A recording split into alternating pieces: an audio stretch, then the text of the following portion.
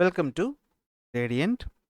RRB group D എക്സാമിൻ്റെ previous year question paper analysis ആണ് നമ്മൾ ഇന്ന് സ്റ്റാർട്ട് ചെയ്യുന്നത്. അതിൽ GS ആൻഡ് GA സബ്ജക്റ്റുകൾ അല്ലെങ്കിൽ ഈ പറയുന്ന ടോപ്പിക്കിൽ നിന്ന് വരുന്ന ചോദ്യങ്ങളായിരിക്കും നമ്മൾ ഡിസ്കസ് ചെയ്യുന്നത്. നമ്മുടെ ഈ ചാനലിലും ഇനി വരുന്ന ദിവസങ്ങളിൽ RRB ഗ്രൂപ്പ് ഡിക്ക് വേണ്ടിയുള്ള ജനറൽ സയൻസ് അതുപോലെ ജനറൽ അവയർനെസ് ചോദ്യങ്ങളുണ്ടാവും. നിങ്ങൾ എക്സാമിന് അപ്ലൈ ചെയ്തിട്ടുള്ളവരായിരിക്കും അല്ലെങ്കിൽ ഇനി അപ്ലൈ ചെയ്യാൻ പോകുന്നവരായിരിക്കും. അപ്പോൾ നിങ്ങൾ ഉറപ്പായിട്ടും നമ്മുടെ സിലബസ് കണ്ടിട്ടുണ്ടാവും. നമ്മുടെ എക്സാമിൽ 45 മാർക്കിനുള്ള ചോദ്യങ്ങൾ വരുന്നത് GS GA ഭാഗത്തു നിന്നാണ്. മാത്രമല്ല ഈ ഒരു ടോപ്പിക്കിൻ്റെ ഇമ്പോർട്ടൻസ് എന്താണെന്ന് പറഞ്ഞു കഴിഞ്ഞാൽ നമുക്കറിയാം മാത്സും റീസണിങ്ങും പോലെയുള്ള സബ്ജക്റ്റുകൾ എല്ലാവരും എന്ത് ചെയ്യുന്നുണ്ട്, പ്രാക്ടീസ് ചെയ്യുന്നുണ്ട്, പഠിക്കുന്നുണ്ട്. സോ അതിൽ നിന്നുള്ള മാർക്കുകൾ ഒരു പരിധി വരെ എല്ലാവർക്കും കോമൺ ആയിട്ടായിരിക്കും കിട്ടുന്നത്. സോ നിങ്ങളുടെ റാങ്ക് തീരുമാനിക്കുന്ന സബ്ജക്റ്റ് അല്ലെങ്കിൽ ആ ടോപ്പിക് ഏതെന്ന് ചോദിച്ചാൽ അത് പ്രധാനമായിട്ടും ജനറൽ സയൻസും ജനറൽ അവയർനെസ്സും ആയിരിക്കും. കഴിഞ്ഞ വർഷങ്ങളൊക്കെ അപേക്ഷിച്ച് ഇത്തവണ വേക്കൻസി കുറച്ച് കുറവാണെന്നുള്ള കാര്യം നിങ്ങൾ അറിഞ്ഞിട്ടുണ്ടാവുമല്ലോ. അപ്പോൾ നമുക്ക് ഓരോ മാർക്കും ഇമ്പോർട്ടൻ്റ് ആണ്. സോ GS GA എന്നീ രണ്ട് വിഷയങ്ങളിൽ നിങ്ങൾ എത്രത്തോളം സ്കോർ ചെയ്യുമെന്നുള്ളതാണ് നിങ്ങളൊരു സേഫ് സോണിലേക്ക് എത്തിക്കുന്ന ഘടകം എന്ന് പറയുന്നത്. പക്ഷേ നമ്മൾ സിലബസ് നോക്കുമ്പോഴത്തേക്കുമാണ് പ്രശ്നമായിരിക്കുന്നത് അല്ലേ. GS നമ്മൾ നോക്കുകയാണെങ്കിൽ ഫിസിക്സ്, കെമിസ്ട്രി, ബയോളജി 10ാം ക്ലാസ് വരെയുള്ള CBSE അതായത് NCERTയിൽ നിന്നുള്ള ഏത് ഭാഗത്തു നിന്ന് വേണമെങ്കിലും ചോദ്യം വരാം. ജനറൽ അവയർനെസ്സിനകത്ത് കൂടുതൽ ഇമ്പോർട്ടൻസ് കൊടുക്കുന്നത് കറണ്ട് അഫയേഴ്സിനാണ്. എങ്കിലും അതിനോടൊപ്പം തന്നെ നമ്മുടെ ഹിസ്റ്ററി, ജോഗ്രഫി, എക്കണോമിക്സ് വിഷയങ്ങൾക്കും ഇമ്പോർട്ടൻസ് ഉണ്ട്. അപ്പോൾ ഈ പറയുന്നതെല്ലാം വളരെ വാസ്റ്റായ സബ്ജക്റ്റുകളാണ്. അപ്പോൾ ഈ പറയുന്ന സബ്ജക്റ്റുകൾക്ക് നമ്മൾ ഒരു സിലബസ് കംപ്ലീറ്റ് ചെയ്യുക എന്ന് പറഞ്ഞാൽ അത് പോസിബിൾ ആയൊരു കാര്യമല്ല. സോ നമുക്കുള്ള ഏക വഴിയെന്ന് പറയുന്നത് മുൻവർഷ ചോദ്യങ്ങളെ ആശ്രയിക്കുക എന്നുള്ളതാണ്. മുൻവർഷ ചോദ്യങ്ങൾ വന്നിട്ടുള്ള ടോപ്പിക്കുകൾ നമ്മൾ ഐഡൻറ്റിഫൈ ചെയ്യുക, ആ ടോപ്പിക്കിന് നമ്മൾ കൂടുതൽ സ്ട്രെസ് കൊടുത്ത് പഠിക്കുക. അതിലൂടെയാണ് നമുക്ക് എന്ത് ചെയ്യാൻ പറ്റുന്നത്, മാർക്ക് സ്കോർ ചെയ്യാൻ പറ്റുന്നത്. റെയിൽവേയുടെ ഗ്രൂപ്പ് ഡി അല്ലാതെ മറ്റു പരീക്ഷകൾക്ക് വരുന്ന പ്രീവിയസ് ചോദ്യങ്ങൾ നമുക്ക് എന്ത് ചെയ്യണം, ഇവിടെ റെഫർ ചെയ്യേണ്ടതാണ്. അപ്പോൾ നമ്മുടെ ചാനലിൽ ഇനി വരുന്ന ദിവസങ്ങളിൽ ഇത്തരത്തിലുള്ള പ്രീവിയസ് ഇയർ ചോദ്യങ്ങളും അതിൻ്റെ അനാലിസിസും ഉണ്ടായിരിക്കും. സോ നിങ്ങൾക്ക് എത്രത്തോളം അത് യൂസ്ഫുൾ ആവുന്നു എന്നതിനെ അടിസ്ഥാനപ്പെടുത്തിയിട്ട് നിങ്ങൾക്ക് അത് ഇഷ്ടപ്പെടുന്നുണ്ട്, യൂസ്ഫുള്ളായിട്ട് തോന്നുകയാണെങ്കിൽ നമ്മൾ ഉറപ്പായിട്ടും ഇനി വരുന്ന ക്ലാസ്സുകളിൽ അല്ലാതെ ഇനി വരുന്ന ദിവസങ്ങളിൽ ഈ ഇമ്പോർട്ടൻറ്റ് ടോപ്പിക്കുകൾ നമ്മൾ ഐഡൻറ്റിഫൈ ചെയ്ത് വച്ചിട്ടുണ്ട്. ആ ടോപ്പിക്ക് ബേസ് ചെയ്തുള്ള ക്ലാസ്സുകളും നമ്മൾ ഓൺലൈനായിട്ട് യൂട്യൂബിൽ പ്രൊവൈഡ് ചെയ്യുന്നതായിരിക്കും.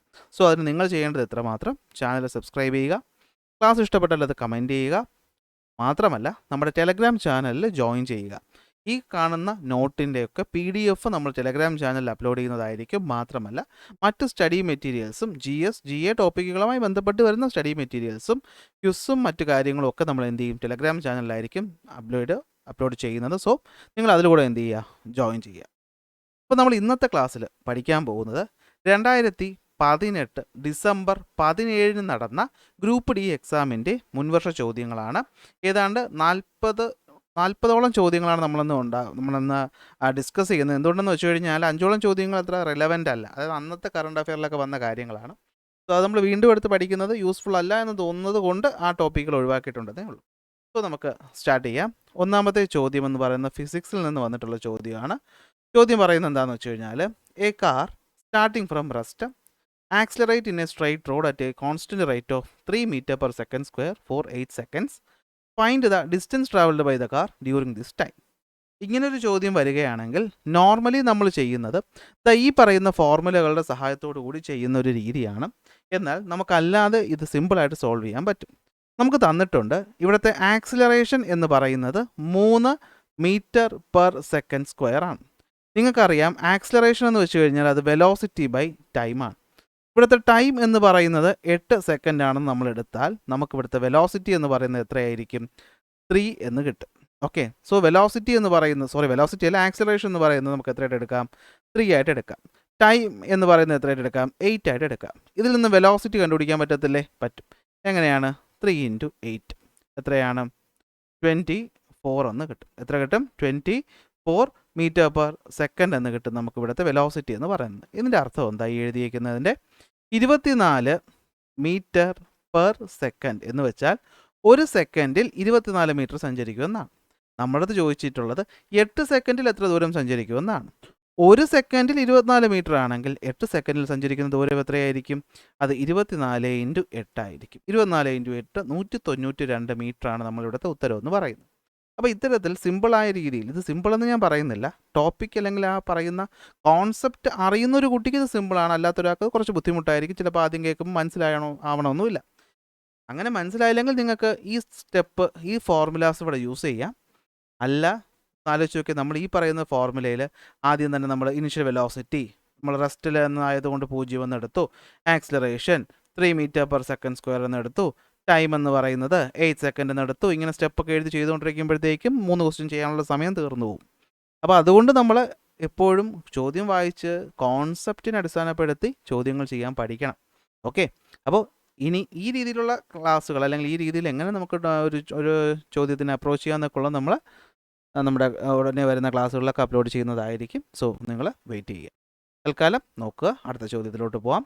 Joule per coulomb is the same as dash. Joule per coulomb എന്ന് പറയുന്നത് എന്താണ്? സോ ജൂൾ പെർ കുളംബ് എന്ന് പറയുന്നത് ഒരു യൂണിറ്റ് ആണെന്നുള്ള കാര്യം അത്യാവശ്യം അറിയാമെന്നുള്ള ഒരാൾക്ക് മനസ്സിലായിട്ടുണ്ടാവും. ഇത് ഇലക്ട്രിസിറ്റി എന്ന് പറയുന്ന ഭാഗത്ത് നിന്ന് വന്നിട്ടുള്ളൊരു ചോദ്യമാണ്. സോ ജൂൾ പെർ കുളംബിനെ എന്തെന്ന് വിളിക്കും? അത് നമുക്കറിയാം. ജൂൾ എന്ന് പറഞ്ഞാൽ അത് എന്തിൻ്റെ യൂണിറ്റാണ്? ജൂൾ എന്ന് പറയുന്നത് വർക്കിൻ്റെ യൂണിറ്റാണ്. കുളംബ് എന്ന് പറയുന്നത് എന്തിൻ്റെ യൂണിറ്റാണ്? കുളംബ് എന്ന് പറയുന്നത് ചാർജിൻ്റെ യൂണിറ്റാണ്. സോ വർക്ക് ബൈ ചാർജ്, ഇതിങ്ങനെ എഴുതുന്നതിനേക്കാളും W/Q എന്ന് എഴുതുമ്പോൾ പലർക്കും കത്തിയിട്ടുണ്ടാകും. W/Q എന്ന് വെച്ചാൽ എന്താണ്? അത് വോൾട്ടേജ് അല്ലെങ്കിൽ പൊട്ടൻഷ്യൽ ഡിഫറൻസ് ആണ്. പൊട്ടൻഷ്യൽ ഡിഫറൻസിൻ്റെ മറ്റൊരു യൂണിറ്റാണ് എന്ത്? വോൾട്ട് എന്ന് പറയുന്നത്. സോ നമ്മുടെ ഒന്നാമത്തെ ചോദ്യത്തിൻ്റെ ഉത്തരം, അല്ലെങ്കിൽ ഈ ചോദ്യത്തിൻ്റെ ഉത്തരം എന്ന് പറയുന്നത് വോൾട്ടാണ്. അപ്പോൾ ബേസിക് ഇലക്ട്രിസിറ്റിയുമായി ബന്ധപ്പെട്ടുള്ള ഭാഗങ്ങൾ നമ്മൾ പഠിക്കണം. നമുക്ക് കുറച്ച് യൂണിറ്റുകൾ നോക്കാം. വോൾട്ടേജിൻ്റെ യൂണിറ്റ് വോൾട്ടാണ്. ഈ വോൾട്ടിനെയാണ് നമ്മൾ ജൂൾ പെർ കൂളംബ് എന്ന് വിളിക്കുന്നത്. ഓക്കെ, ഇനി റെസിസ്റ്റൻസിൻ്റെ യൂണിറ്റ് ഓം ആണ്. ഈ ഒരു സിമ്പിൾ നിങ്ങൾക്ക് ഓർമ്മയുണ്ടായിരിക്കും. കപ്പാസിറ്റൻസിൻ്റെ യൂണിറ്റ് ഫാരഡ് ആണ്. ചാർജിൻ്റെ യൂണിറ്റ് കുളംബാണ്. ഇൻഡക്റ്റൻസിൻ്റെ യൂണിറ്റ് ഹെൻറി ആണ്. പവറിൻ്റെ യൂണിറ്റ് വാട്ട്, W. ഇംപെഡൻസിൻ്റെ യൂണിറ്റ് ഓം ആണ്. ഫ്രീക്വൻസിയുടെ യൂണിറ്റ് ഹെർട്സ് ആണ്. HZ എന്ന് നമ്മൾ പറയും. കണ്ടക്റ്റൻസിൻ്റെ യൂണിറ്റ് സീമൻ ആണ്. ഇങ്ങനെ കുറച്ച് ബേസിക് യൂണിറ്റ് കൂടെ നോക്കി. നെക്സ്റ്റ് ചോദ്യം വന്നിട്ടുള്ളത് GAയിൽ നിന്നാണ്. Tarapur atomic power station is located in Tarapur in dash. So Tarapur atomic power station ഏത് സ്റ്റേറ്റിൽ എന്നാണ് ഇവിടുത്തെ ചോദ്യം. സോ നമ്മുടെ ഉത്തരം എന്ന് പറയുന്നത് ഏതാണ്? മഹാരാഷ്ട്രയാണ്. സോ നമുക്ക് പ്രധാനപ്പെട്ട കുറച്ച് പവർ സ്റ്റേഷനുകൾ നോക്കാം. ഉത്തർപ്രദേശിലെ പവർ സ്റ്റേഷനാണ് നറോറ അറ്റോമിക് പവർ സ്റ്റേഷൻ, ഉത്തർപ്രദേശിലാണ്. രാജസ്ഥാൻ അറ്റോമിക് പവർ സ്റ്റേഷൻ, പേരിൽ നിന്ന് തന്നെ വ്യക്തമാണ്, രാജസ്ഥാനിലാണ്. ഗുജറാത്തിലുള്ള പവർ സ്റ്റേഷനാണ് കാക്രപാറ പവർ സ്റ്റേഷൻ, ഗുജറാത്തിലാണ്. മഹാരാഷ്ട്രയിലാണ് താരാപൂർ അറ്റോമിക് പവർ സ്റ്റേഷൻ. കർണാടകയിലെ പവർ സ്റ്റേഷനാണ് കൈഗ. തമിഴ്നാട്ടിൽ ഒന്നുണ്ട് കൂടംകുളം, നിങ്ങൾക്കറിയായിരിക്കും. മറ്റൊന്നാണ് എന്ത്? Madras atomic power station. So ഇതാണ് പ്രധാനപ്പെട്ട അറ്റോമിക് പവർ സ്റ്റേഷനുകൾ. അറ്റോമിക് പവർ സ്റ്റേഷൻ, പ്രധാനപ്പെട്ട ഹൈഡ്രോ ഇലക്ട്രിക് പവർ സ്റ്റേഷൻസ് ഒക്കെ എപ്പോഴും ചോദ്യങ്ങളിൽ വരുന്നതാണ്. സോ ഉറപ്പായിട്ടും അത് നോക്കിയിട്ട് വേണം പോകാൻ. അടുത്ത ചോദ്യം എന്ന് പറയുന്ന കെമിസ്ട്രിയിൽ നിന്നാണ്.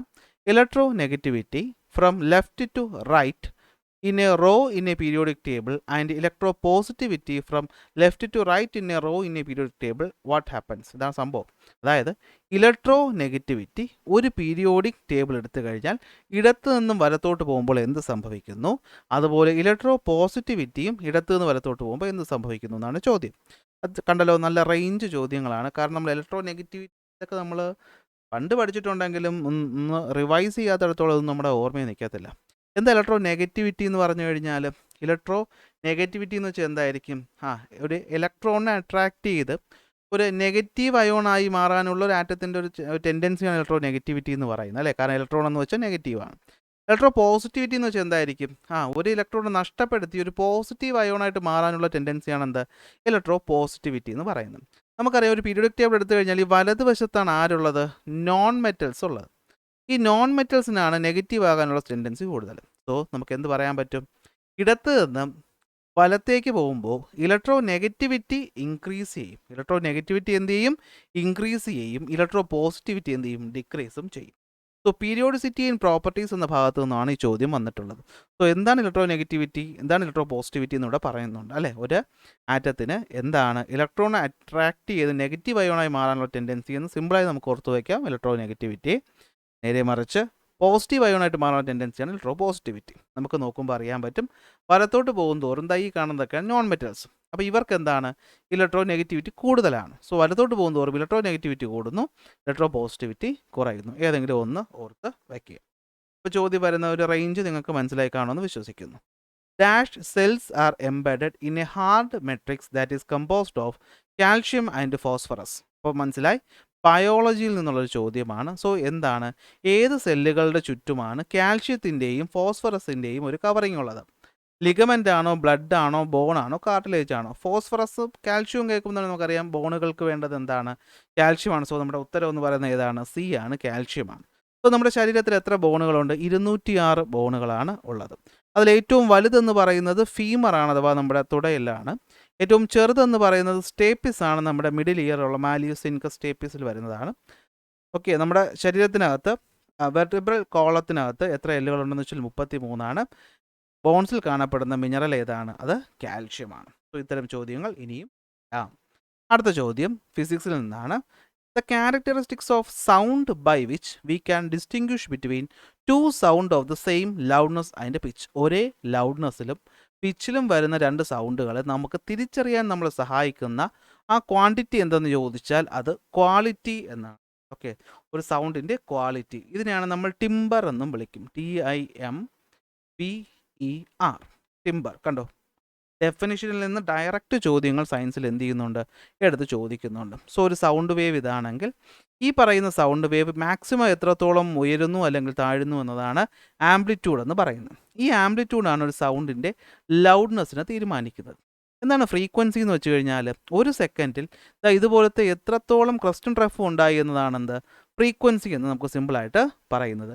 പിച്ചിനെ തീരുമാനിക്കുന്നത് ഫ്രീക്വൻസിയാണ്. ഇനി എന്താണ് പിച്ച് എന്ന് വെച്ച് കഴിഞ്ഞാൽ നമ്മളൊരു സൗണ്ട് കേൾക്കുന്നതനുസരിച്ചാണ് നമ്മൾ പിച്ച് തീരുമാനിക്കുന്നത്. ഹൈ ഫ്രീക്വൻസി സൗണ്ടുകളാണ് നമ്മൾ ഹൈ പിച്ച് സൗണ്ട് എന്ന് പറയുന്നത്. ലോ ഫ്രീക്വൻസി സൗണ്ടുകളാണ് നമ്മൾ എന്തെന്ന് പറയുന്നത്, ലോ പിച്ച് സൗണ്ട് എന്ന് പറയുന്നത്.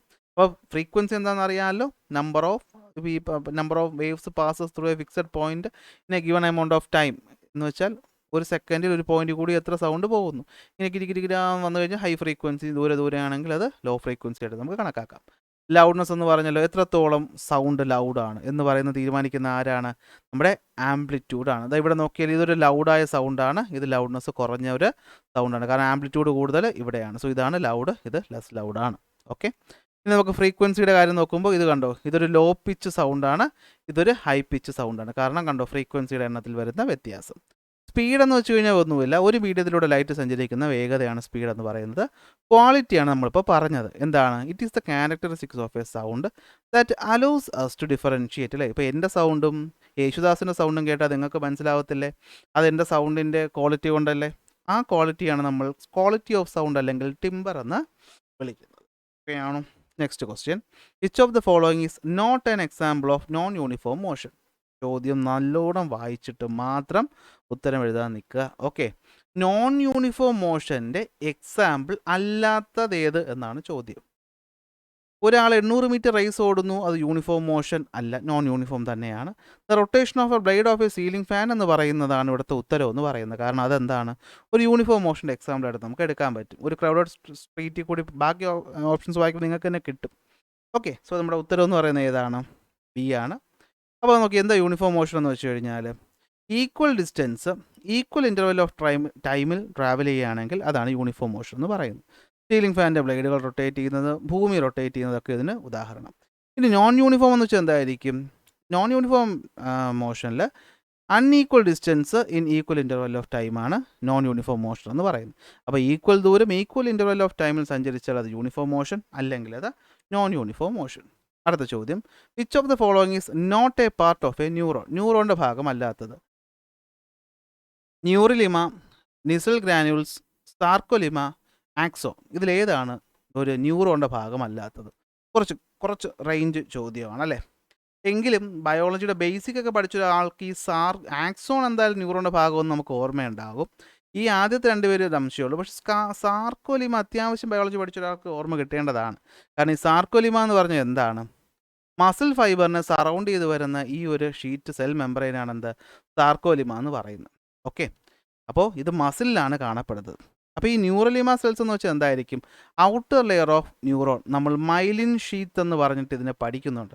മൈലിൻ ഷീത്ത് എന്ന പേര് കണ്ടെങ്കിൽ നിങ്ങൾ പറഞ്ഞേന്, ഇത് വേറൊരു പേര്. നിസൽ ഗ്രാനുൾസ് എന്ന് വെച്ച് കഴിഞ്ഞാൽ അത് ന്യൂറോണിൻ്റെ സെൽ ബോഡി കാണുന്ന ഒരു ഓർഗനലാണ്. ഇത് അറിയില്ലെങ്കിലും നമുക്ക് സാർക്കോലിമ വെച്ച് നമുക്കിവിടെ ഉത്തരം എഴുതാൻ പറ്റണം. സോ ബേസിക് സ്ട്രോങ് ആക്കി വയ്ക്കുക. ആക്സോൺ പിന്നെ ഒരു എല്ലാവർക്കും അറിയാവുന്നതാണ്. അടുത്ത, what is the full form of UIDAI? UIDAയുടെ ഫുൾ ഫോം. UIDAI എന്ന് കേൾക്കുമ്പോൾ നമുക്ക് ആധാർ കാർഡുമായി ബന്ധപ്പെട്ടതാണെന്ന് ഓർമ്മയുണ്ടാവും. സോ എന്താണ് എൻ്റെ ഉത്തരം? Unique identification authority of India എന്നതാണ് എന്ത് UIDAയുടെ ഫുൾ ഫോം എന്ന് പറയുന്നത്. അതായത് ആധാർ കാർഡുകൾ അലോട്ട് ചെയ്യുന്ന ഒരു ഏജൻസിയാണ് ഇത്. Ministry of electronics and information ടെക്നോളജിയുടെ ഭാഗത്ത് വരുന്നതാണ്. 2009 ജനുവരിയിലാണ് UIDAI വരുന്നത്. ബാക്കി കാര്യങ്ങൾ നിങ്ങൾക്ക് അറിയാം. അടുത്ത ചോദ്യം, the thrust exerted by a body on a surface is called dash. ഒരു ബോഡി ഒരു സർഫസിലോട്ട് കൊടുക്കുന്ന ത്രസ്റ്റ് അല്ലെങ്കിൽ പെർപെൻഡിക്കുലർ ഫോഴ്സിനെ എന്ത് വിളിക്കുമെന്ന് ചോദിച്ചാൽ അതിന് നമ്മൾ ബോഡിയുടെ വെയിറ്റ് എന്നാണ് വിളിക്കുന്നത്. ഓക്കെ, ഇവിടെ ഉള്ളതിൽ ഏറ്റവും നല്ല ഓപ്ഷൻ വെയിറ്റ് ആണ്. സോ വോളിയം അല്ല, ഡെൻസിറ്റി അല്ല, മാസ് അല്ല.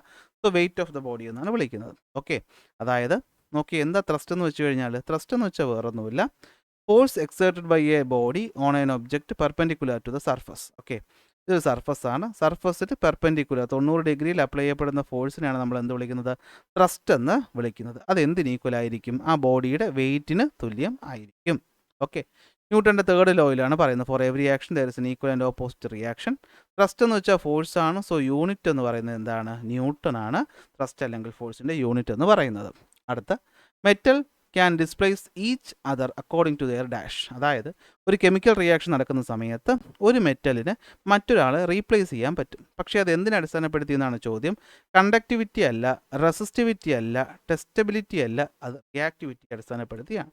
ഒരു മെറ്റൽ എത്രത്തോളം റിയാക്റ്റീവാണ്, അതായത് അതിൻ്റെ ലോജിക്ക് എന്ന് വെച്ച് കഴിഞ്ഞാൽ മോർ റിയാക്റ്റീവായ ഒരു മെറ്റലിന് ലെസ് റിയാക്റ്റീവായ ഒരു മെറ്റലിന് അതിൻ്റെ സോൾട്ട് സൊല്യൂഷനിൽ നിന്ന് എന്ത് ചെയ്യാൻ പറ്റും? റീപ്ലേസ് ചെയ്യാൻ പറ്റും. നമ്മൾ displacement reaction, double displacement reaction, decomposition reaction എന്നൊക്കെ പറഞ്ഞ് ടൈപ്സ് ഓഫ് റിയാക്ഷൻ കെമിസ്ട്രി പഠിക്കുന്നുണ്ട്. ഇത് അവിടെ നിന്ന് വന്നിട്ടുള്ളൊരു ചോദ്യമാണ്. സോ ക്ലാസ്സുകൾ ഉടനെ തന്നെ അപ്ലോഡ് ചെയ്യാം. അപ്പോൾ അവിടെ വെച്ചിട്ട് നമ്മൾ റിയാക്ടിവിറ്റി സീരീസ് പറയുന്നുണ്ട്. കണ്ടോ, നമ്മൾ മെറ്റലുകളെ അതിൻ്റെ ഡിക്രീസിങ് ഓർഡർ ഓഫ് റിയാക്ടിവിറ്റിയിൽ അറേഞ്ച് ചെയ്തിരിക്കുകയാണ്. അതായത് ഏറ്റവും റിയാക്റ്റീവ് എന്ന് പറയുന്നത് പൊട്ടാസ്യമാണ്. ഗോൾഡും സിൽവറും മെർക്കുറിയൊക്കെ ലെസ് റിയാക്റ്റീവാണ്. അതുകൊണ്ടാണ് നമ്മൾ ഓർണമെൻ്റ് ഒക്കെ ഉണ്ടാക്കാൻ വേണ്ടിയിട്ട് ഇതിനെ ഉപയോഗിക്കുന്നത്. സോ ഇതാണ് റിയാക്ടിവിറ്റിയുമായി ബന്ധപ്പെട്ട് വരുന്ന ചോദ്യം. അടുത്ത ചോദ്യം, 3 out of the 4 options given below are related in A particular way. Choose the option that is different or odd from the others. So ഇതിൽ ഏതാണ് ഓഡായിട്ട് വരുന്നത് നമുക്ക് നോക്കിക്കഴിഞ്ഞാൽ pathology, nephrology, shells, psychology. Shells ആണ് നമ്മുടെ ഉത്തരം എന്ന് പറയുന്നത് അല്ലേ. കാരണം പാത്തോളജി എന്ന് വെച്ച് കഴിഞ്ഞാൽ എന്താണ്? കോസ് ആൻഡ് എഫക്റ്റ് ഓഫ് ഡിസീസിനെ പറ്റിയുള്ള സ്റ്റഡിയാണ് പാത്തോളജി എന്ന് പറയുന്നത്. അല്ലെങ്കിൽ ഓക്കെ, ഇനി നെഫ്രോളജി എന്ന് വെച്ചാൽ കിഡ്നിയെ പറ്റിയുള്ള സ്റ്റഡിയാണ്. ഷെല്ലെന്ന് വെച്ചാൽ അത് പ്രൊട്ടക്റ്റീവ് ലെയറിംഗ് ആണ്. സൈക്കോളജി എന്ന് വെച്ചാൽ എന്തായിരിക്കും? ഹ്യൂമൻ മൈൻഡിനെ പറ്റിയുള്ള സ്റ്റഡിയാണ്. അപ്പോൾ ബാക്കിയെല്ലാം സ്റ്റഡിയും ഇതൊരു ഭാഗവും ആയതുകൊണ്ട് തന്നെ നമ്മൾ എന്ത് ചെയ്യുന്നുണ്ട്? നമ്മൾ ഇത് ഓപ്ഷൻ എന്ന് പറയുന്നത് ഷെല്ലാണ്. ഓക്കെ, അടുത്ത്, the fertilisation occurs in the dash. Fertilisation നടക്കുന്നത് എവിടെയാണ്? വെജൈനയിൽ വെച്ചിട്ടാണോ, യൂട്രസിൽ വെച്ചിട്ടാണോ, ഫെലോപ്പിയൻ ട്യൂബിൽ വെച്ചിട്ടാണോ, സെർവിക്സിൽ വെച്ചിട്ടാണോ? ബയോളജി എന്നുള്ള ചോദ്യമാണ്. അപ്പോൾ ഇതാണ് ഒരു ഫീമെയിൽ റീപ്രൊഡക്റ്റീവ് ഓർഗൻ്റെ സ്ട്രക്ചർ എന്ന് പറയുന്നത്. അപ്പോൾ ഇതുവഴിയാണ് എന്ത് വരുന്നത്? സ്പേം വരുന്നത്. ഇതുവഴിയാണ് ഓവം വരുന്നത്. രണ്ടും കൂടെ മീറ്റ് ചെയ്യുന്നത് ഫെലോപ്പിയൻ ട്യൂബിൽ വെച്ചിട്ടാണ്. സോ നമ്മുടെ ഉത്തരം എന്ന് പറയുന്നത് സി ആണ്, ഫെലോപ്പിയൻ ട്യൂബാണ്. ഇവിടെ വെച്ചിട്ടാണ് എഗ്ഗ് എന്ന് പറയുന്ന സ്ത്രീയുടെ ഓവം അല്ലേ, അതും എന്താ പുരുഷൻ്റെ സ്പേം എന്ത് ചെയ്യുന്നത്? മീറ്റ് ചെയ്ത് ഫ്യൂസ് ചെയ്ത് സൈഗോട്ടായിട്ട് മാറുന്നത് ഫെലോപ്പിയൻ ട്യൂബിൽ വെച്ചിട്ട് ആണ്. ഓക്കെ, അപ്പോൾ ഓവുലേഷൻ കഴിയുമ്പോഴത്തേക്കും, അപ്പോൾ ഇത് ബയോളജിയാണ്, എക്സ്പ്ലെയിൻ ചെയ്ത് പറയാം. ഓക്കെ, ആഫ്റ്റർ ഓവുലേഷൻ എന്ത് പറ്റും? എഗ്ഗ് ട്രാവൽ ചെയ്യും. അതായത് ഓവറിൽ നിന്ന് എഗ്ഗ് ട്രാവൽ ചെയ്ത് ഇവിടെ എത്തും.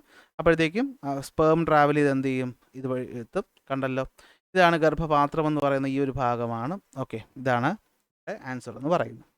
അടുത്ത GAയിൽ നിന്നുള്ളൊരു ചോദ്യമാണ്, the great Indian desert is also known as dash. അപ്പോൾ കൽഹാരിയും ഗോപിയും സഹാറയും ഇന്ത്യ അല്ലാത്തത് കൊണ്ടും ഥാർ ഇന്ത്യയിലായതുകൊണ്ടും ഈസി ആയിട്ട് നമുക്ക് എന്ത് ചെയ്യാം? ഥാർ ഡെസേർട്ട് ഇവിടെ നമുക്ക് ആൻസർ ആയിട്ട് എടുക്കാം. സോ ഉത്തരം എന്ന് പറയുന്നത് D ആണ്. കൽഹാരി ഡെസേർട്ട് എവിടെയെന്ന് വെച്ച് കഴിഞ്ഞാൽ അത് സദേൺ ആഫ്രിക്കയിലാണ്. ഗോപി ഡെസേർട്ട് എന്ന് വെച്ചാൽ സെൻട്രൽ ഏഷ്യ അല്ലെങ്കിൽ മംഗോളിയയുടെ ഭാഗത്താണ്. തണുത്ത ഒരു കോൾഡ് ഡെസേർട്ടാണ് ഗോപി എന്ന് പറയുന്നത്. സഹാറ ഡെസേർട്ട് എവിടെയാണ്? അത് നോർത്ത് ആഫ്രിക്കയിലാണ്. അപ്പോൾ ഇവിടെ ഈ ചോദ്യങ്ങൾ നോക്കി വയ്ക്കാം.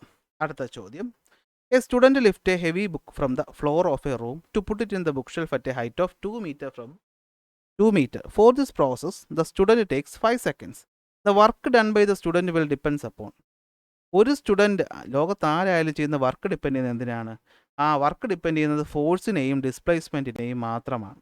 അപ്പോൾ ഒരു ഒബ്ജക്റ്റ് അല്ലെങ്കിൽ ഒരു കുട്ടി ഒരു ബുക്കിനെ എടുത്ത് മുകളിലോട്ട് വയ്ക്കുമ്പോഴത്തേക്കും ഒരു ടേബിളിൻ്റെ മുകളിലോട്ട് വയ്ക്കുമ്പോൾ നമുക്കവിടെ എന്തൊക്കെ ഫാക്ടേഴ്സ് വരുമെന്നാണ് ചോദ്യം. Okay, the height of the book shelf and the time taken. വർക്കിൽ ടൈമിന് ഇപ്പോൾ ഇമ്പോർട്ടൻസ് ഇല്ല, പവറിനെ വരുന്നുള്ളൂ. Mass of the book and height of the book shelf. മാസിന് നമുക്കിവിടെ ഒരു ചാൻസ് ഉണ്ട്, പക്ഷേ കറക്റ്റ് മാസ് പറയാൻ പറ്റത്തില്ല. അപ്പോൾ ബി ഓപ്ഷൻ നമ്മൾ തെറ്റിക്കാനായിട്ട് കൊടുത്തേക്കുന്നത്. Mass of the book and the time taken importance ഇല്ല. കറക്റ്റ് ഓപ്ഷൻ എന്ന് പറയുന്ന ഓപ്ഷൻ ഡി ആണ്. കാരണം വെയിറ്റ് ഓഫ് ദ ബുക്കാണ് ഇവിടെ ഇമ്പോർട്ടൻറ്റ്. ഓക്കെ, കാരണം വെയിറ്റിനെതിരായിട്ടാണ് നമ്മൾ എന്ത് ചെയ്യുന്നത്, ഫോഴ്സ് കൊടുക്കുന്നത്. സോ ആ ഫോഴ്സാണ് നമ്മളിവിടെ യൂസ് ചെയ്യുന്നത്. സോ നമ്മുടെ ഉത്തരം എന്ന് പറയുന്നത് ഡി ആണ്. കാരണം വർക്ക് എന്ന് പറഞ്ഞാൽ അത് ഫോഴ്സ് ഇൻറ്റു ഡിസ്പ്ലേസ്മെൻ്റ് ആണ്. ഇവിടുത്തെ ഫോഴ്സ് എന്ന് പറയുന്നത് നമ്മുടെ വെയിറ്റായ എം ജിക്ക് ഈക്വൽ ആണ്. ഇവിടെ ഡിസ്പ്ലേസ്മെൻറ്റ് എന്ന് പറയുന്നത് ഹൈറ്റിന് ഈക്വൽ ആണ്. സോ നമുക്കറിയാം വർക്ക് ഡൺ എഗെയിൻസ്റ്റ് ഗ്രാവിറ്റി എന്ന് പറഞ്ഞാൽ നമ്മൾ പഠിക്കും, ദാറ്റ് ഈസ് mgh. അപ്പോൾ അതിൽ നിന്നാണ് ഈ ചോദ്യം വന്നിട്ടുള്ളത്. Okay, next question. The term bride and eagle are used in which of the following sports game. ഇതിലെവിടെയാണ് ബ്രൈഡും ഈഗിളും ഉപയോഗിക്കുന്നത്? നമ്മൾ ആരും അധികം കാണാത്ത ഗോൾഫാണ് നമ്മുടെ ഉത്തരവെന്ന് പറയുന്നത്. ഓക്കെ, അപ്പോൾ പ്രധാനപ്പെട്ട കുറച്ച് ടേംസ് നോക്കുക. Bride, eagle, bogey, albatross, tee box, fairway, ഇതൊക്കെ ഗോൾഫുമായി ബന്ധപ്പെട്ട് വയ്ക്കുന്ന ടേംസാണ്. Home run, base runner, perfect game, put ഔട്ടൊക്കെ ബേസ്ബോളുമായിട്ട് ബന്ധപ്പെട്ട് വരുന്നതാണ്. ക്രിക്കറ്റിൻ്റെ ഒരു ഇത് എല്ലാവർക്കും അറിയായിരിക്കും. Bails, pavilion, wide, seamer, square leg, not out, slip, googly, long on ഒക്കെ ക്രിക്കറ്റ്. എന്നാൽ ring stoppage, punch, kidney punch, foot വർക്കൊക്കെ ബോക്സിങ്ങുമായി ബന്ധപ്പെട്ട് വരുന്നതാണ്. സോ അപ്പോൾ ഇത്തരം ചോദ്യങ്ങളുടെ പ്രീവിയസ് ക്വസ്റ്റ്യൻസുകൾ ഇതുമായി റിലേറ്റ് ചെയ്ത് വരുന്ന കാര്യങ്ങളൊക്കെ നമ്മൾ നോക്കി വയ്ക്കണം. അടുത്ത്, a child will be a male if the zygote has a dash combination. ഒരാണെന്ന് പറയുമ്പോൾ അവിടുത്തെ ക്രോമസോം എന്ന് പറയുന്നത് XO ആയിരിക്കുമോ, XXY ആയിരിക്കുമോ, XY ആയിരിക്കുമോ, XX ആയിരിക്കുമോ? സി ആണ് ഉത്തരം. ബയോളജിക്കലി അല്ലേ, പുരുഷൻ എന്ന് പറഞ്ഞാൽ അത് XY ക്രോമസോം ഉള്ള ഒരാളും ബയോളജിക്കലി ഒരു സ്ത്രീ എന്ന് പറഞ്ഞാൽ അത് XX ക്രോമസോം ഉള്ളതുമാണ്. ഓക്കെ, ഈ പറഞ്ഞ പുരുഷ മെയിൽ ഗ്യാമേറ്റുകൾ ചേർന്നിട്ടാണ് സൈഗോട്ട് ഉണ്ടാവുന്നത്. ഓക്കെ, മെയിൽ ചൈൽഡിൻ്റെ സൈഗോട്ട് നമ്മൾ നോക്കുമ്പോൾ അത് XY കോമ്പിനേഷനിൽ ആയിരിക്കും അല്ലേ. ഇന്ന് നമ്മൾ ബയോളജിക്കലി എന്നാൽ ഐഡൻറ്റിഫൈ ചെയ്യുന്നത് വേറെ എന്നൊക്കെ പറഞ്ഞ് അല്ലേ, ഒരു വലിയ വിഷയം തന്നെ ഇതിന് പുറകെ നടക്കുന്നുണ്ട്. ബയോളജിക്കലി അതൊന്നുമില്ല. XY ആണെങ്കിൽ നീ ആണ്, XX ആണെങ്കിൽ നീ പെണ്ണ്. ബാക്കി ഐഡൻറ്റിഫൈ ചെയ്യുന്നതൊക്കെ പിന്നെ ജനിച്ചു കഴിഞ്ഞിട്ട് പിന്നെ ഓരോ സൗകര്യം അനുസരിച്ച്. അടുത്ത ചോദ്യം. An object of mass 10 kg is moving with a uniform velocity of 4 meter per second. Find the kinetic energy. Kinetic energy കണ്ടുപിടിക്കാനുള്ള ഫോർമുല എന്ന് പറയുന്നത് എന്താണ്? ഹാഫ് mv സ്ക്വയർ ആണ്. അപ്പോൾ ഇവിടെ നമുക്ക് ഹാഫ് ഉണ്ട്, മാസ് തന്നിട്ടുണ്ട് 10, വെലോസിറ്റി തന്നിട്ടുണ്ട് 4. 4ൻ്റെ സ്ക്വയർ എന്ന് പറയുന്നത് 16. സബ്സ്റ്റിറ്റ്യൂട്ട് ചെയ്യുമ്പോഴത്തേക്കും നമുക്ക് വാല്യൂ എന്ന് പറയുന്നത് 80 ജൂൾ എന്ന് കിട്ടും. ഒരു ഡയറക്റ്റ് ചോദ്യം, പക്ഷേ ഇവിടെ കണ്ടോ യൂണിറ്റിലാണ് നമുക്ക് പണി തന്നിരിക്കുന്നത്. കണ്ടോ, ഇത് എല്ലാവർക്കും ഓർമ്മയുണ്ടാവും. യൂണിറ്റ് മറന്നു പോരുത്. എനർജിയുടെ യൂണിറ്റ് ജൂളാണ്. സോ 80 ജൂളാണ് നമ്മുടെ ആൻസർ ഡി ആണ് നമ്മുടെ ഉത്തരം എന്ന് പറയുന്നത്. ഓക്കെ, കൈനറ്റിക് എനർജി എന്ന് വെച്ചാൽ എന്താണ്? ഒരു ഒബ്ജക്റ്റിന് അതിൻ്റെ മോഷൻ കാരണം കിട്ടുന്ന എനർജിയാണ് എന്ത്? കൈനറ്റിക് എനർജി എന്ന് പറയുന്നത്. അടുത്ത ചോദ്യം. Electrical current is equal to അല്ലെ, electrical current I is equal to എന്താണ്? അത് charge flowing per unit time അഥവാ Q/T ആണ്. സി ആണ് നമ്മുടെ ഉത്തരം. ബേസിക് ഇലക്ട്രിസിറ്റി എന്നുള്ള ചോദ്യം കണ്ടോ, ബേസ് പഠിച്ചു വെച്ചാൽ തന്നെ നമുക്ക് ഒരുവിധം കിട്ടും. So I is equal to Q/T. അതിൻ്റെ യൂണിറ്റ് എന്ന് പറയുന്നത് ആംപിയർ ആണ്. അത് അളക്കാൻ ഉപയോഗിക്കുന്ന ഉപകരണം എന്ന് പറയുന്നത് അമ്മീറ്റർ ആണ്. അമ്മീറ്റർ നമ്മൾ ഒരു സർക്യൂട്ടിനകത്ത് സീരീസ് ആയിട്ടാണ് എന്ത് ചെയ്യുന്നത്, കണക്ട് ചെയ്യുന്നത്. ഓക്കെ, അടുത്ത്. Ankur Mittal was award the Arjuna award of 2018. ഞാനൊരു കറണ്ട് അഫെയറിന് ഇട്ടതാണ്. അർജുന അവാർഡ് എന്നൊക്കെ നമുക്ക് ചോദ്യങ്ങൾ ഉണ്ടാകുമെന്ന് മനസ്സിലാക്കാൻ വേണ്ടി ഇട്ടേക്കുന്നതാണ്. ഷൂട്ടിംഗ് ആണ് നമ്മുടെ ഉത്തരവെന്ന് പറയുന്നത്. സോ 2024 അർജുന അവാർഡീസിൻ്റെ പേര് ഞാൻ കൊടുത്തിട്ടുണ്ട്. ഫുള്ള് ഞാൻ വായിക്കുന്നില്ല, നിങ്ങളൊന്ന് വായിച്ച് നോക്കി വച്ചേക്കുക, എന്തെങ്കിലും ഓർമ്മ കിട്ടിയാൽ. Next question. Select the option that is related to the third term in the same way as the second term is related to the first term. Meghalaya Shillong ആണെങ്കിൽ ആസാം എന്താണ്? ആസാം എന്ന് പറയുന്നപ്പോൾ മേഘാലയയുടെ ക്യാപിറ്റലാണ് ഷില്ലോങ്. അപ്പോൾ ആസാമിൻ്റെ ക്യാപിറ്റൽ ഡിസ്പൂർ എന്നാണ്. ഒറീസയുടെ ഭുവനേശ്വറാണ്, ബീഹാറിൻ്റെ പാട്നയാണ്. സിക്കിമിൻ്റെ ക്യാപിറ്റലാണ് ഗാൻടോക്ക് എന്ന് പറയുന്നത്. നമ്മുടെ ഉത്തരം ഡിസ്പൂർ, ഓപ്ഷൻ എ ആണ്. അപ്പോൾ കണ്ടോ, ക്യാപിറ്റലും സ്റ്റേറ്റും ഒക്കെ ഒന്ന് നോക്കി വച്ചേക്കും. അടുത്ത ചോദ്യം, bauxite mines are abundantly found in which state? എവിടെയാണ് ബോക്സൈറ്റ്, അലുമിനിയത്തിൻ്റെ ഓറായ ബോക്സൈറ്റ് ഈ പറഞ്ഞിരിക്കുന്ന ഏത് സ്റ്റേറ്റിലാണ് കൂടുതലായി കാണപ്പെടുന്നത്? ഒഡീഷ ആണ് നമ്മുടെ ഉത്തരം എന്ന് പറയുന്നത്. ഓക്കെ, ഒഡീഷയാണ്. ഒഡീഷയുടെ ഒഫീഷ്യൽ അനിമൽ എന്ന് പറയുന്നത് സാമ്പാറാണ്. ബേർഡ് എന്ന് പറയുന്നത് ഇന്ത്യൻ റോളറാണ്. ട്രീ എന്ന് പറയുന്നത് ബനിയൻ ട്രീ ആണ്. ഫ്ലവർ ലോട്ടസ് ആണ്. സ്റ്റേറ്റുകളൊക്കെ ഒന്ന് ഓടിച്ച് നോക്കുന്നത് നല്ലതായിരിക്കും. ഇനി നോക്കുക, ഒഡീഷയിൽ പ്രധാനമായിട്ട് കാണുന്ന മിനറൽസ് ആണ് ബോക്സൈറ്റ്, കോള്, മൈക്ക, കോപ്പർ. രാജസ്ഥാനിൽ യുറാനിയം, മൈക്ക, ജിപ്സം, എമറാൾഡ്. മധ്യപ്രദേശിൽ മാംഗനീസ്, ലൈംസ്റ്റോൺ, മാർബിൾ, കോള്. ബീഹാറിൽ പൈറൈറ്റ്സ്, ക്രോമൈറ്റ്, നിക്കല്, mica. Next question, an element has an atomic number of 15. With which of the following elements will it show the similar chemical properties? അപ്പോൾ ഇതിൽ ആരായിട്ടാണ് chemical property atomic number 15 ഉള്ളൊരു element കാണിക്കുന്നത്? So atomic number എന്ന് പറയുന്നത് 15 ആകുമ്പോൾ നമുക്ക് electronic configuration എഴുതി നോക്കാം. 285 ആണ് കോൺഫിഗറേഷൻ വരുന്നത്. അപ്പോൾ ഇവിടെ ഇതേ കോൺഫിഗറേഷൻ വരുന്ന ആൾ നമുക്കറിയാമല്ലോ, നമ്മുടെ അറ്റോമിക് നമ്പർ എന്ന് പറയുന്നതാണ് നമ്മുടെ പീരിയോഡിസിറ്റിയെ കാണിക്കുന്നത്. അത് വെച്ചിട്ടാണ് നമ്മൾ ഗ്രൂപ്പുകളും പീരീഡുകളുമായിട്ട് ഒരു പീരിയോഡിക് ടേബിളിനെ ക്ലാസിഫൈ ചെയ്തിരിക്കുന്നത് അല്ലേ. നമുക്കിങ്ങനെ ഗ്രൂപ്പുകളുണ്ട്, മുകളിൽ നിന്ന് താഴോട്ട്, വലത്തോട്ട് ഇങ്ങനെ പീരീഡുകളുണ്ട്.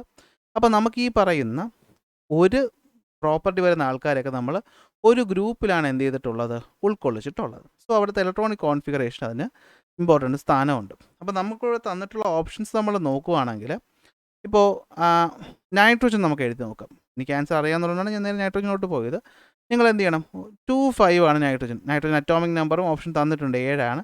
സോ 25 ആണ് അറ്റോമിക് നമ്പർ. സോ ഇവർ രണ്ടുപേരും ഒരു ഗ്രൂപ്പിലായിരിക്കും. അപ്പോൾ ഇതിൽ ഏറ്റവും കൂടുതൽ പ്രോപ്പർട്ടി വരുന്നത് നൈട്രോജൻ ആയിരിക്കും. കണ്ടല്ലോ, പീരിയോഡിക് ടേബിൾ എന്ന് പറയുന്നത് അപ്പോൾ റെയിൽവേക്ക് ഇഷ്ടപ്പെട്ടൊരു ഭാഗമാണ്.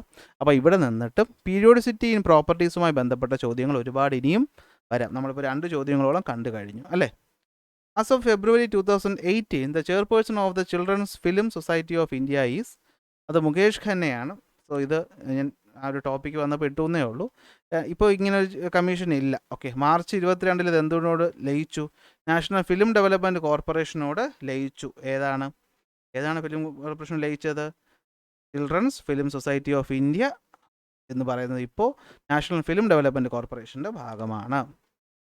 ഓക്കെ, അടുത്ത് സിമ്പിൾ സ്ഥിരം വരുന്നതാണ്. ചീഫ് ജസ്റ്റിസ് ഓഫ് ഇന്ത്യ 2018 ചോദ്യപേപ്പറായതുകൊണ്ട് അന്നത്തെ കാര്യമാണ് ചോദിച്ചത്.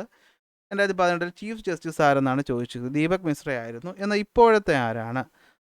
ജസ്റ്റിസ് സഞ്ജീവ് ഖന്നയാണ് ഇപ്പോഴത്തെ ചീഫ് ജസ്റ്റിസ് എന്ന് പറയുന്നത്. 51ാമത്തെ ചീഫ് ജസ്റ്റിസ് ഓഫ് സുപ്രീം കോർട്ടാണ് ആര്? സഞ്ജീവ് ഖന്ന. കുറച്ച് മുമ്പ് വന്ന അല്ലെങ്കിൽ ഈ അടുത്ത് വന്നൊരു അപ്പോയിൻമെൻ്റ് ആയതുകൊണ്ട് ഇനിയും ചോദിക്കാൻ വളരെയധികം സാധ്യതയുണ്ട്. അപ്പോൾ നമ്മുടെ പുതിയ ചീഫ് ജസ്റ്റിസ് ആണ് ആര്? സഞ്ജീവ് ഖന്ന. നമ്മുടെ ആദ്യത്തെ ചീഫ് ജസ്റ്റിസ് എന്ന് പറയുന്ന ഹരിലാൽ ജെ കനിയായിരുന്നു. ഏറ്റവും കൂടുതൽ കാലം ഇരുന്നത് YV ചന്ദ്രചൂഡായിരുന്നു. ഇങ്ങനത്തെ ചോദ്യങ്ങൾ ഒന്ന് വയ്ക്കുക. അടുത്ത ചോദ്യം, who has been zone as the chief minister of Tripura in 2018? So അതിൻ്റെ ഉത്തരം വിപ്ലവ് കുമാറാണ്. അത് അന്നത്തെ കറണ്ട് അഫെയർ ആണ്. സോ ഇപ്പോഴത്തെ, അതായത് ഇന്നത്തെ ഡേറ്റിലുള്ള നമ്മുടെ പുതിയ chief ministers of all the state and union territories ഞാനിവിടെ കൊടുത്തിട്ടുണ്ട്. അപ്പോൾ നമ്മുടെ ആന്ധ്രാപ്രദേശിലെ ചന്ദ്രബാബു നായിഡു. നിങ്ങളിവിടെ ശ്രദ്ധിക്കേണ്ടത്, ഈ അടുത്ത വാർത്തകളിൽ ഇടം പിടിച്ചിട്ടുള്ള മന്ത്രിമാരെയും സ്റ്റേറ്റും ഒന്ന് നോക്കി വയ്ക്കണം. ഓക്കെ, കാരണം അത് നമുക്ക് ചോദിക്കാനുള്ള സാധ്യത കൂടുതലാണ്. ജാർഖണ്ഡ് ഹേമന്ത് സോറൻ, കർണാടകയുടെ സിദ്ധരാമയ്യ, നമ്മുടെ കേരളത്തിൻ്റെ പിണറായി വിജയൻ, തെലങ്കാനയുടെ രേവന്ത് റെഡ്ഡി, തമിഴ്നാട്ടിലെ സ്റ്റാലിൻ പോലെ ഇമ്പോർട്ടൻ്റ് ആയിട്ടുള്ളതൊക്കെ ഒന്ന് നോക്കി. ഓക്കെ, അടുത്ത ചോദ്യം, which of the following solution will be more acidic? അപ്പോൾ pH വാല്യൂ തന്നിട്ട് ഇതിലേതാണ് കൂടുതൽ അസിഡിക് എന്നാണ് ചോദിച്ചേക്കുന്നത്. അപ്പോൾ നമുക്കറിയാം pH സ്കെയിലിനകത്ത് 0 മുതൽ 14 വരെയാണുള്ളത്. അതിൽ 7 എന്ന് പറയുന്നത് ന്യൂട്രലാണ്. വലത്തോട്ട് പോകുമ്പോഴത്തേക്കും അത് ബേസിക് ആയിട്ടുള്ള സൊല്യൂഷൻ ആയിട്ട് മാറുന്നു. അതായത് OH മൈനസ് ആയിട്ട് ഡിസോസിയേറ്റ് ചെയ്യും. ഇടത്തോട്ട് പോകുമ്പോൾ അത് അസിഡിക് ആയിട്ട് മാറുന്നു. H+ അയോണുകളായിട്ട് ഡിസോസിയേറ്റ് ചെയ്യും. ഈ ഡിസോസിയേഷൻ ഒന്നും ഓർമ്മയില്ലെങ്കിലും പേടിക്കുകയൊന്നും വേണ്ട, നമുക്ക് നമ്മുടെ സെറ്റ് ചെയ്തെടുക്കാം. ഓക്കെ, അപ്പോൾ ഇടത്തോട്ട് പോകുമ്പോൾ തോറും അസിഡിക് നേച്ചർ കൂടും, വലത്തോട്ട് പോകും തോറും ബേസിക് നേച്ചർ കൂടും. അപ്പോൾ ഏറ്റവും pH കൂടുതൽ ഇവിടെ pH 0 ആണ്. സോ നമ്മുടെ ഉത്തരം ഓപ്ഷൻ D ആണ്. കണ്ടോ, ഇതാണ് നമ്മുടെ pH സ്കെയിൽ എന്ന് പറയുന്നത്. അറിയാമല്ലോ, 7 എന്ന് പറയുന്നത് വാട്ടർ, ഇടത്തോട്ട് പോകുന്തോറും അസിഡിക് ആയിട്ട് മാറുന്നു, വലത്തോട്ട് പോകുന്തോറും ആൽക്കലൈൻ അഥവാ ബേസിക്. അതായത് ബേസിക് എന്ന് പറയുമ്പോൾ അത് ഒരു ഈ പറയുന്ന ആൽക്കലി നമ്മൾ വെള്ളത്തിൽ കഴിക്കുമ്പോൾ OH മൈനസായിട്ട് ഡിസോസിയേറ്റ് ചെയ്താൽ അത് ആൽക്കലി, H+ അയോണുകളായിട്ട് ഡിസോസിയേറ്റ് ചെയ്താൽ അത് ആസിഡ്. 0 എന്നൊക്കെ പറയുമ്പോൾ നല്ല രീതിയിൽ അത് എന്ത് ചെയ്യും, H+ അയോൺസ് ആയിട്ട് മാറും എന്നാണ് അർത്ഥം. ഇമ്പോർട്ടൻ്റ് ആയിട്ടുള്ള കുറച്ച് ആൾക്കാർ ഇവിടെ കൊടുത്തിട്ടുണ്ട്, നോക്കി വയ്ക്കുക. ഹ്യൂമൻ ബ്ലഡിൻ്റെ pH 7.4 ആണ്. അതായത് ഹ്യൂമൻ ബ്ലഡ് എന്ന് പറയുന്നത് സ്ലൈറ്റ്ലി ബേസിക് ആണ്. ലെമൺ ജ്യൂസ് 2.2 ആണ്. ലെമൺ ജ്യൂസ് ആണ്, ലൈം വാട്ടർ അല്ല. ലൈം വാട്ടർ വേറെയാണ്. ഇത് ലെമൺ ജ്യൂസ്, നാരങ്ങയുടെ ജ്യൂസ്. Vinegar 2.8, rain water 6.5, egg 7.4, black coffee 5. What is the molecular formula of butane? Meth, eth, prop, but 4 അല്ലേ? നമ്മൾ അങ്ങനെയല്ലേ ഓർത്ത് വെച്ചേക്കുന്നത്. അപ്പോൾ C4H6 ആണ് എന്ത്, ബ്യൂട്ടൈനിൻ്റെ ഫോർമുല എന്ന് പറയുന്നത്. ഓക്കെ, അപ്പോൾ ഇങ്ങനെ നമ്മൾ പ്രധാനപ്പെട്ട കോമ്പൗണ്ടുകൾ. അപ്പോൾ ഇത് നമ്മൾ ഓർഗാനിക് കെമിസ്ട്രിയുടെ ഭാഗം നമ്മൾ എടുക്കുമ്പോൾ നെയിമിങ് പഠിപ്പിച്ചു തരാം. അപ്പോൾ നമുക്ക് മറന്നുപോയതൊക്കെ ഒന്ന് ഓർത്തെടുക്കാം. അപ്പോൾ അസറ്റലീനിൻ്റെ C2H2 ആണ്, ബ്യൂട്ടൈൻ്റെത് C4H10 ആണ്, പ്രൊപ്പീൻ്റെത് C3H4 ആണ്, ബ്യൂട്ടൈൻ്റെത് C4H6 ആണ്. നമ്മൾ ഈ പ്രീവിയസ് ചോദ്യങ്ങൾ പഠിക്കുന്നതിൻ്റെ ഒരു മെയിൻ ഒബ്ജക്റ്റീവ് തന്നെ എന്താണെന്ന് വെച്ചാൽ ഇത് കാണാതെ പഠിക്കുക എന്നുള്ളതല്ല. ഏത് ടോപ്പിക്ക് എവിടെ നിന്നാണ് ചോദ്യങ്ങൾ വരുന്നത്, അതാണ് നമ്മളിവിടെ എന്ത് ചെയ്യുന്നത്, ഇമ്പോർട്ടൻ്റ് ആയിട്ട് എടുക്കുന്നത്. ഓക്കെ, അപ്പോൾ നോക്കുക. If an object is at infinity, what will be the position of the image formed due to a convex lens. അപ്പോൾ ഫിസിക്സ് ആണ്, ഒരു കോൺവെക്സ് ലെൻസ് ആണ്. കോൺവെക്സ് ലെൻസിൽ എന്താ പറയുന്നത്, ഒബ്ജക്റ്റ് ഇരിക്കുന്നത് ഇൻഫിനിറ്റി ആണെങ്കിൽ ഇമേജ് ഫോം ചെയ്യുന്നത് എവിടെയായിരിക്കും, ഇമേജ് ഫോം ചെയ്യുന്നത് ഫോക്കസിലായിരിക്കും അല്ലേ. സോ നമ്മുടെ ഉത്തരം എന്ന് പറയുന്നത് എന്താണ്, അറ്റ് ഫോക്കൽ പോയിൻ്റ് ആണ്. സോ ഇങ്ങനത്തെ ബേസിക് ഇമേജ് ഫോർമേഷൻസ് ഒക്കെ നമ്മൾ ഓർത്ത് വയ്ക്കണം. കണ്ടോ, ബിറ്റ്വീൻ 2F ആൻഡ് F വയ്ക്കുമ്പോഴത്തേക്കും ബിയോണ്ട് 2F ഫോം ചെയ്യും. അറ്റ് എഫിൽ വയ്ക്കുമ്പോഴത്തേക്കും തിരിച്ച് ഇൻഫിനിറ്റിയിൽ ഫോം ചെയ്യും. ബിറ്റ്വീൻ എഫ് ആൻഡ് 2F അല്ലെ, ബിറ്റ്വീൻ എഫ് ആൻഡ് 2F നമ്മൾ വയ്ക്കുമ്പോഴത്തേക്കും എന്തായിരിക്കും നമുക്ക് കിട്ടുന്നത്, on the same side of the object അല്ലേ, തിരിച്ചു പോകും അല്ലേ. എഫ് ആൻഡ് 2F എന്ന് പറയുമ്പോൾ നമുക്ക് എന്ത് ചെയ്യും, തിരിച്ച് പോകും. ഇത് മിസ്റ്റേക്കാണ് ഒന്നാട്ടോ, ഇത് വിട്ടേക്ക്. ശരി, ഇത് ആ പിക്ചർ എന്തോ മിസ്റ്റേക്ക് ഉണ്ടെന്നോ. അറ്റ് 2F വയ്ക്കുമ്പോൾ നമുക്ക് അറ്റ് 2F തന്നെ കിട്ടും. അങ്ങനത്തെ ബേസിക് സംഭവങ്ങൾ വയ്ക്കുക. അടുത്ത, the sex of an offspring is determined by which of the following. അതായത് സംഭവം മനസ്സിലായോ, ഒരു ഓഫ് സ്പ്രിങ്, അതായത് ഒരു സൈഗോട്ട്, ഇപ്പോൾ ഒരു മെയിൽ ഇപ്പോൾ ഒരു ഓവവും ഒരു സ്പേമും കൂടെ ജോയിൻ ചെയ്തിട്ട് കുട്ടിയാവുമ്പോഴത്തേക്കും ഈ പറയുന്ന ആളുടെ അത് പുരുഷനാണോ സ്ത്രീയാണോ തീരുമാനിക്കുന്നത് ആരാണ്, അത് സ്ത്രീയുടെ ഗാമേറ്റ് ആണോ പുരുഷൻ്റെ ഗാമേറ്റ് ആണോ, അല്ലെങ്കിൽ എന്താണ് DNA ആണോ, അല്ല രണ്ട് തീരുമാനിക്കുന്നില്ല എന്നുള്ളതാണ് അർത്ഥം. അപ്പോൾ ഇത് ബേസിക് ബയോളജിയാണ്, നമുക്കറിയാം. സ്ത്രീകളുടെ ക്രോമസോം എന്ന് പറയുന്നത് XX-ഉം പുരുഷനുള്ളത് XY-യും ആണ്. ഗ്യാമേറ്റ് ഫോം ചെയ്യുമ്പോൾ ഇതെന്ത് ചെയ്യും, ഈ പറയുന്ന ഇത് രണ്ടും X അല്ലേ, അപ്പോൾ ഇതിലൊന്നും തീരുമാനിക്കാൻ പറ്റത്തില്ലല്ലോ. അപ്പോൾ തീരുമാനിക്കാൻ പറ്റുന്ന ആർക്കാണ്, Y-ക്കാണ്. അപ്പോൾ ഈ YXY ഉള്ളത് ആർക്കാണ്, മെയിലിനാണ്. അപ്പോൾ ഉത്തരം എന്ന് പറയുന്നത് B ആണ്. ഓക്കെ, മെയിൽ ഗ്യാമേറ്റ് ആണ് ഫോം ചെയ്യുന്ന ഓഫ് സ്പ്രിങ്, അതിൻ്റെ എന്താണ് സെക്സ് ഏതാന്നുള്ളത് തീരുമാനിക്കുന്നത്. ഓക്കെ, കാരണം XYക്ക് മാത്രമല്ല ഇതെന്താ പറ്റുന്ന നോക്കി, ഗ്യാമേറ്റ് ഫോം ചെയ്യുമ്പോഴേ XY സ്പ്ലിറ്റ് ചെയ്ത് X എന്നും Y എന്നും മാറും അല്ലേ. ഈ X ആണ് വന്ന് ഈ ഫീമെയിലുമായിട്ട് ചേരുന്നതെങ്കിൽ പെൺകുട്ടിയാവും, Y ആണ് വന്ന് ചേരുന്നതെങ്കിൽ XY പുരുഷനായിട്ട് മാറും. സോ ഇതാണ് ഇവിടെ പറയുന്നത്. അടുത്ത ചോദ്യം, the dash between two bodies are always equal and opposite. ഈക്വലും ഓപ്പോസിറ്റും ഏതായിരിക്കും, ഫോഴ്സ് ആയിരിക്കും അല്ലേ. സോ ഫോഴ്സ് ആണ് നമ്മുടെ ഉത്തരവെന്ന് പറയുന്നത്. ഫോഴ്സ് ആണ്. എന്താണ് ഫോഴ്സ് എന്ന് വെച്ച് കഴിഞ്ഞാൽ ഒബ്ജക്റ്റിൻ്റെ പൊസിഷൻ ചേഞ്ച് ചെയ്യുന്നതോ ഷേപ്പ് ചേഞ്ച് ചെയ്യുന്നതോ ആയിട്ടുള്ള ഒരു എക്സ്റ്റേണൽ ഏജൻ്റാണ് ഫോഴ്സ് എന്ന് പറയുന്നത്. F ഈസ് ഈക്വൽ ടു എന്താണ്, മാസ് ഇൻറ്റു ആക്സിലറേഷൻ ആണ്. ഫോഴ്സിൻ്റെ യൂണിറ്റ് എന്ന് പറയുന്നത് ന്യൂട്ടൺ ആണ്. സെക്കൻഡ് ലോ ഓഫ് മോഷനിൽ നിന്നാണ് നമുക്ക് ഈ പറയുന്ന ഇക്വേഷൻ കിട്ടുന്നത്. അതായത് momentum of a body, the rate of change of momentum of a body is directly proportional to the applied force. അതിനാണ് നമ്മൾ എന്ത് ചെയ്യുന്നത്, F is equal to ma ഫോർമുലയൊക്കെ എടുക്കുന്നത്. So equations of motion, force important ആണ്. ഇവിടെ simple chemistry എന്നുള്ളൊരു ചോദ്യമാണ്. എലമെൻറ്റുകളും അതിൻ്റെ പേരും.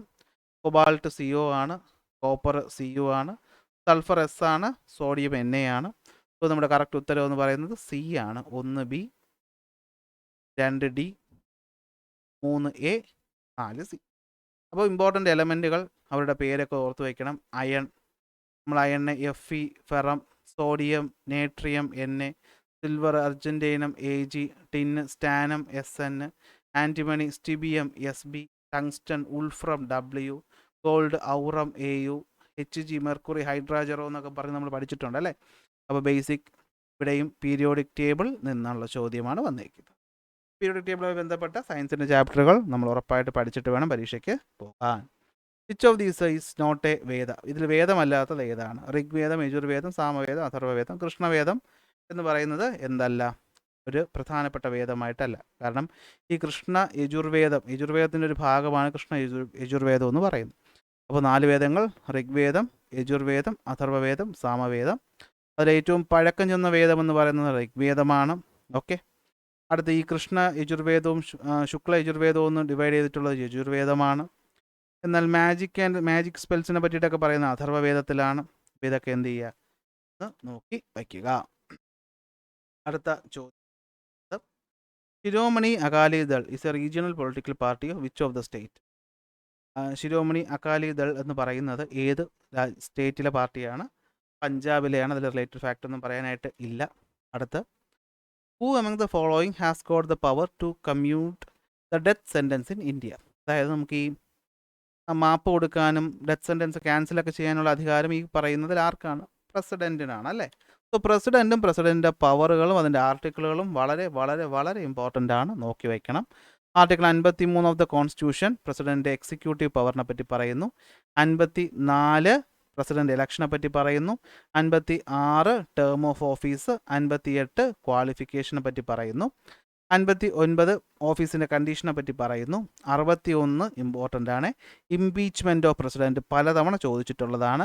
അതുപോലെ 72 ഇപ്പോൾ പറഞ്ഞ പാർഡൻ പവറിനെ പറ്റിയിട്ടും പണിഷ്മെൻറ്റിൻ്റെ കാര്യത്തെ പറ്റിയിട്ട് വരുന്നതാണ്. അതുപോലെ 87 ചോദിച്ചിട്ടുണ്ട്, പാർലമെൻറ്റിൽ ആദ്യത്തെ സെഷൻ അഡ്രസ്സ് ചെയ്യുന്ന കാര്യത്തെ പറ്റിയിട്ട്. 123 പലതവണ ചോദിച്ചിട്ടുള്ളതാണ്. നമ്മൾ ഓർഡിനൻസ് മേക്കിംഗ് പവറിനെ പറ്റി പറയും. സോ ഇതൊക്കെ ഒന്ന് ജസ്റ്റ് ഒന്ന് വയ്ക്കണം.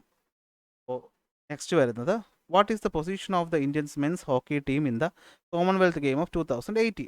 നമുക്കത് നോക്കണ്ട, നമുക്ക് എന്ത് നോക്കാം, ഇപ്പോഴത്തെ നോക്കാം.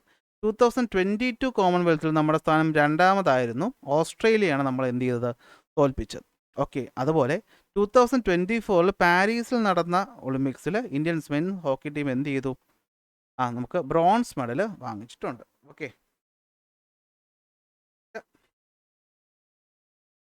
പതേർ പാഞ്ചാലി, അത് ബിഭൂഷൺ ബദോബദായ. ഇതാണ് ഇപ്പോൾ എന്തിനാ ചോദിച്ചത്, എനിക്ക് ചോദിച്ചതാണ്. ഇതൊക്കെ പഴയ GK എന്ന് വരുന്ന ചോദ്യങ്ങളാണ്. അടുത്ത ചോദ്യം, who among the following was born in 1861? 1869 ജനിച്ച മഹാത്മാഗാന്ധി നമുക്കറിയാം. ഇപ്പോൾ രവീന്ദ്രനാഥ ടാഗോർ അതിനേക്കാൾ സീനിയർ ആണെന്ന് ഓർത്ത് വയ്ക്കുക. അപ്പോൾ നമ്മുടെ ഉത്തരം എന്ന് പറയുന്ന ആരാണ്? രവീന്ദ്രനാഥ ടാഗോർ ആണ്. അടുത്ത ചോദ്യം എന്ന് പറയുന്നത്, choose the incorrect pair from the below. ഇതിൽ ഇൻകറക്റ്റ് പെയർ എന്ന് കണ്ടുപിടിക്കാനാണ്. ഇത് പെട്ടെന്ന് കാണുമ്പോൾ നമുക്ക് ഒന്ന് ഡൗട്ട് തോന്നിയാലും, ഓക്കെ, pH ഓഫ് സ്റ്റൊമക്ക് എന്ന് പറയുന്ന 1 ആണ്. pH ഓഫ് ലെമൺ ജ്യൂസ് എന്ന് പറയുന്നത് 2 ആണ്. pH ഓഫ് ആസിഡ് റെയിൻ 5 ആണ്. pH ഓഫ് കാസ്റ്റിക് സോഡ 5 ആണ്. അപ്പോൾ ഇത് കാണുമ്പോൾ തന്നെ നമുക്ക് മനസ്സിലാക്കാൻ പറ്റും.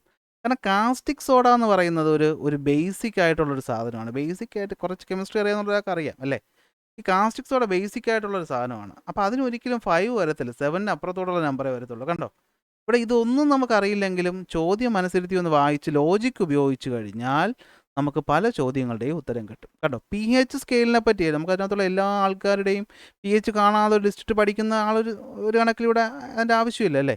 ലോജിക്ക് വെച്ചാൽ നമുക്ക് ഇതുപോലെ കുറേ ചോദ്യം കിട്ടും. കാസ്റ്റിക് സോഡ എന്ന് പറയുന്നത് ഒരു ബേസിക് ആണെന്നുള്ളൊരു കോമൺ ലോജിക്ക് നമുക്കുണ്ടായാൽ, കാരണം നമ്മൾ കെമിസ്ട്രി പഠിക്കുമ്പോൾ ഇതൊക്കെ പഠിക്കുന്നതാണ്. ഓക്കെ. അപ്പോൾ D ആണ് നമ്മുടെ ഉത്തരം എന്ന് പറയുന്നത്. കാസ്റ്റിക് സോഡ എന്ന് പറഞ്ഞാൽ കണ്ടോ, pH 12 ആണ്. Human blood 7.4, lemon juice 2.2, vinegar 2.4, rain water 6.5. ഈ പറയുന്ന റെയിൻ വാട്ടറും ഇവിടുത്തെ റെയിൻ വാട്ടറും തമ്മിൽ നിങ്ങൾ ആസിഡ് റെയിനാണ്. എഗ്ഗ് 7.4 ആണ്, ബ്ലാക്ക് കോഫി 5 ആണ്. ഇതൊക്കെ ഒന്ന് ചുമ്മാ ഇങ്ങനെ ഇടയ്ക്കിടയ്ക്ക് വായിച്ച് നോക്കുക. കുറേയൊക്കെ നമ്മൾ തലയിരിക്കില്ല, അത് ഫുള്ള് കാണാതെ പഠിച്ച് വയ്ക്കലൊന്നും നടക്കുന്ന കാര്യമല്ല. ഓക്കെ. അടുത്ത ചോദ്യം, what is the position of the noble gas in the Mendeleev's periodic table? Mendeleev's periodic ടേബിളിൽ നോബൽ ഗ്യാസിൻ്റെ സ്ഥാനം എവിടെയാണെന്ന് ചോദിച്ചു കഴിഞ്ഞാൽ അതിൻ്റെ ഉത്തരവെന്ന് പറഞ്ഞു കഴിഞ്ഞാൽ, നോബൽ ഗ്യാസ് ആ സമയത്ത് കണ്ടുപിടിച്ചിട്ടില്ല എന്നുള്ള സത്യമാണ് നിങ്ങൾ മനസ്സിലാക്കേണ്ടത്. സോ ഇവിടെയും പീരിയോഡിക് ടേബിളിൽ നിന്നാണ് ചോദ്യം വന്നിട്ടുള്ളത്. കാരണം മെൻ്റലീവ് പീരിയോഡിക് ടേബിൾ കണ്ടുപിടിക്കുന്ന കാലത്ത് 69 സമയത്ത് നമ്മൾ ഈ പറയുന്ന നോബൽ ഗ്യാസുകളെ പറ്റി, ഹീലിയം എന്ന് പറയുന്ന നമ്മളെ തൊട്ട് തുടങ്ങുന്ന അങ്ങോട്ടുള്ള നോബൽ ഗ്യാസ് ഉണ്ടല്ലോ, അവരെ പറ്റി നമ്മൾ പഠിച്ചു തുടങ്ങുന്നതേ ഉള്ളൂ. ഹീലിയത്തിന് ആ സമയത്ത് കണ്ടുപിടിക്കുന്നുണ്ട് 86 എന്നാലും അത് നോബിൾ ഗ്യാസ് എന്നുള്ള കാര്യമൊക്കെ പിന്നീടാണ് കണ്ടുപിടിച്ച് വരുന്നത്. സോ ആ സമയത്ത് കണ്ടുപിടിക്കാത്തതുകൊണ്ടാണ് അതിലങ്ങനെ ഒരു സ്ഥാനം ഇല്ലാത്തത്. Okay, father of periodic table എന്നറിയപ്പെടുന്നത് ആരാണ്? മെൻഡലീവ് ആണ്. സോ ഇത്രയും ചോദ്യങ്ങളാണ്, ഏതാണ്ട് 40ഓളം ചോദ്യങ്ങൾ നമ്മൾ ഡിസ്കസ് ചെയ്യും. സോ ഇത്രയും ചോദ്യങ്ങളാണ് നമ്മുടെ 2018 ആ പറയുന്ന ചോദ്യ പേപ്പറിൽ നമ്മൾ വന്നിട്ടുള്ളത്. അപ്പോൾ ഇതുപോലെ നിങ്ങൾക്ക് ഇത് യൂസ്ഫുൾ ആണെന്ന് തോന്നുവാണെങ്കിൽ അത് കമൻ്റായിട്ട് രേഖപ്പെടുത്തിക്കോളൂ. അപ്പോൾ നമുക്ക് എന്ത് ചെയ്യാം, കൂടുതൽ പ്രീവിയസ് ക്വസ്റ്റ്യൻ പേപ്പർ ഇടാൻ ഒരു മോട്ടിവേഷൻ ആവും. അടുത്ത ക്ലാസ്സിൽ അടുത്ത ടോപ്പിക്കായിട്ട് കാണാം. അതുവരെ ബൈ ബൈ.